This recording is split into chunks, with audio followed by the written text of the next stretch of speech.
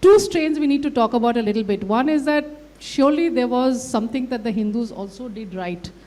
Because as you point out, but since it's not the theme of your book, you do mention Sri Ramakrishna, you do mention Vivekananda. So what was the nature, maybe not as systematically networked, but there was something that the Hindus did right. And in continuation of that, it could be considered the bedrock of the nature and the quality of the Swadeshi movement.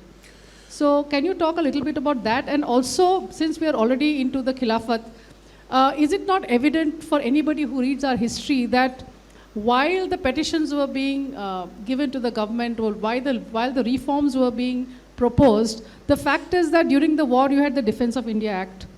After the war you had Rowlatt Act. Anybody who wants to see the nature of the draconian, arbitrary, inhuman ways in which the British decided they could get away with suppressing any revolt, is it not very clear by just those laws passed by the British that it's the revolutionaries actually that Correct. mattered? Correct. So, two aspects.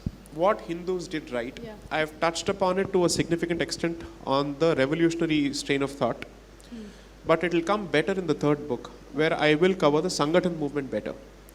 So the first two books are an analysis of the triggers, and the next two books would discuss the responses from the Hindu side to this. Therefore, establishment of BHU in 1916, the Sangathan movement, and then the Sangams that were happening in Kashi and other places, which gradually led to the formation of multiple organizations, the Hindu Mahasabha, so on and so forth, and its offshoots. That will come out gradually.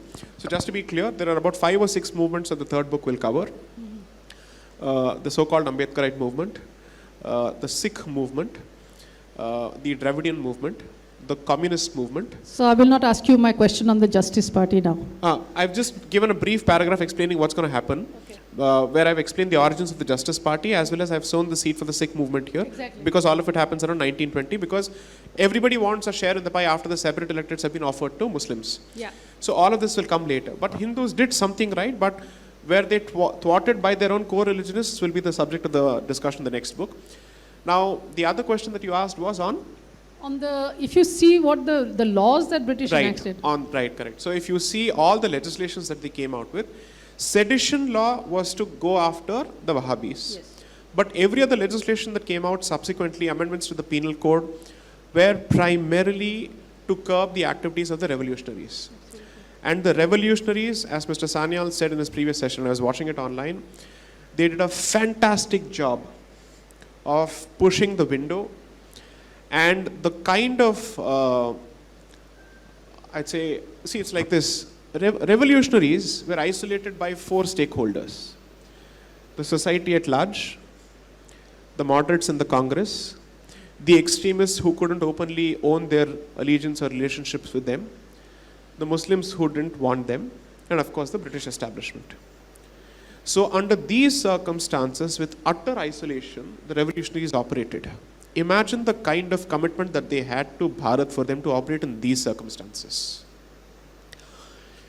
Now, Mr. Sanyal said something very interesting about Sardar Vallabhbhai Patel's elder brother during the course of his talk. All you should do is this. Today, Sardar Patel looks great.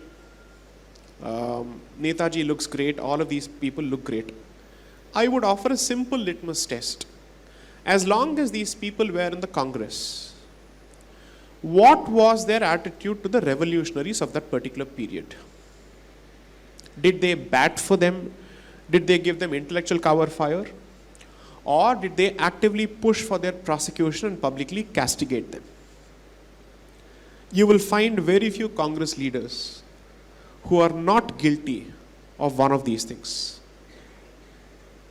And that would include the person whose Statue of Unity has been built in Gujarat. His letters will clearly show what he thought of the revolutionaries. So today, because we have Nehru and Gandhi as the soft targets, anyone who represents an opposition to them becomes someone worthy of co-option. But if you want to actually look at the history of that particular period better, Revolutionaries represent, according to me, perhaps the purest strain of thought which comes close to Bharat's civilizational ethos, where I would say they kept the Kshatriya spirit alive. Every legislation, in fact, even prior to the 1919 Act, there's a huge report that comes out on seditious crimes. They hold the Brahmins of Maharashtra singularly responsible for fomenting revolutionary activity in Maharashtra, because he says, you see, the Maratha Empire was ultimately governed or finally governed by the Peshwas. Peshwas were Brahmins, so it's the Brahmin who is trying to revive his political status. And Tilak is a Chitpavan Brahmin. So this is how the discussion happens. It's not just about the religious identity, it is now the caste identity that comes out very clearly. And if you look at the enumeration of the trouble that they caused, and that report that actually is prepared, Punjab, Maharashtra, Bengal, across the country, and even in the south, astounding. So this was never a peaceful movement. It's a peaceful representation of an otherwise violent movement that was going on parallelly. And you have to realize that the revolutionaries were not even getting support from the press. Even the local press was pro-Congress, which is why they were forced to come out with their own mouthpieces. The Anushilan Samiti had to start publishing its own mouthpieces because they were not getting traction. So there's a very popular line in Rajkumar Santoshi's representation of Bhagat Singh, in the legend of Bhagat Singh, where he says, "Agar ye Congress cheekti bhi hai, to ye chap jata hai paper mein," which is actually the case, which is exactly what happened. These people did not get money, and these were educated people who realized what kind of nonsense they were being taught in schools and colleges, and they decided to jump into this Havan Kund. So I think, I hope through Mr. Sanyal's books and others' books, their history is done justice to.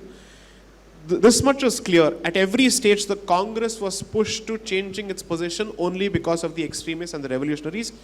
But for them, minus them, Bharat would have actually seen a very clear submission as a dominion to the British Empire.